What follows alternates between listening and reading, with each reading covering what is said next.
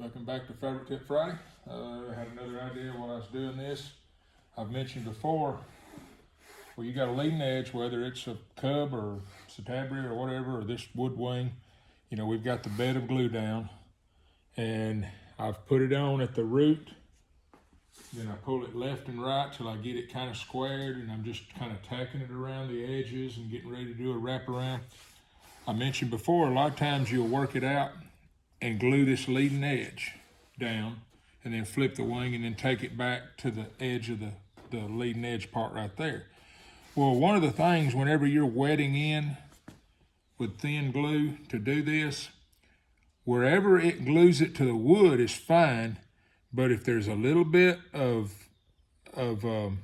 glue gets on just the raw fabric and it not touches, when you come back and lightly put an iron here in the middle to kind of tighten this up, it's hard to get that to glue down because you've already filled the weave with some glue and it has to try to soak under it, and then you just can't hardly, especially this 101 fabric, you can't hardly rub it through.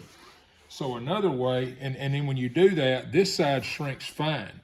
But when you flip it, let's just say this is flipped the other way and we glue this edge on here, then it's glued at the front and it's glued at the edge, and you're taking an iron and you're trying to softly go over this and trying to shrink it, and it may stick in a place or two.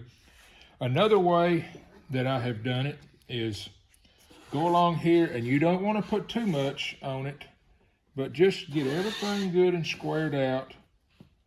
And I put about a dime-sized spot and let it soak through and activate the glue on the bottom. I kind of pull it down a little bit tight, activate about the size of a dime or a nickel.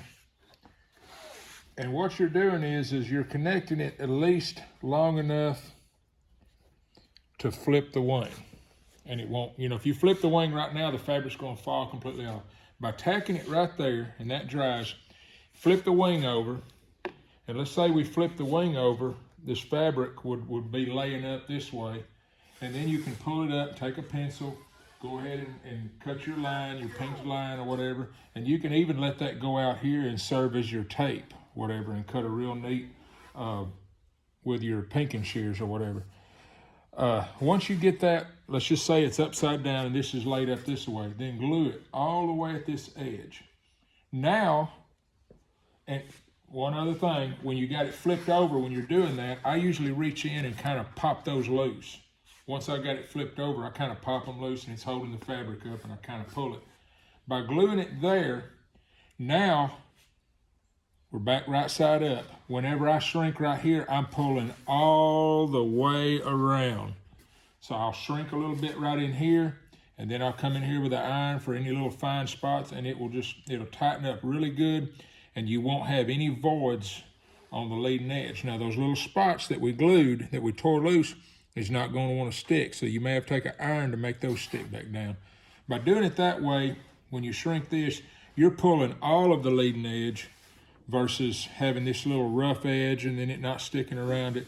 And it really contours the front a lot better by shrinking it here and pulling both sides. And then you'll wet it through from one side and come around to the other. And when you're wetting it, you'll want to wet it down to about right here, and then flip the wing and then wet it all the way around. If you start trying to just wet it right here, you'll get runs down under it. By the time you flip it, now they've done soaked the fabric and it don't want to attach well.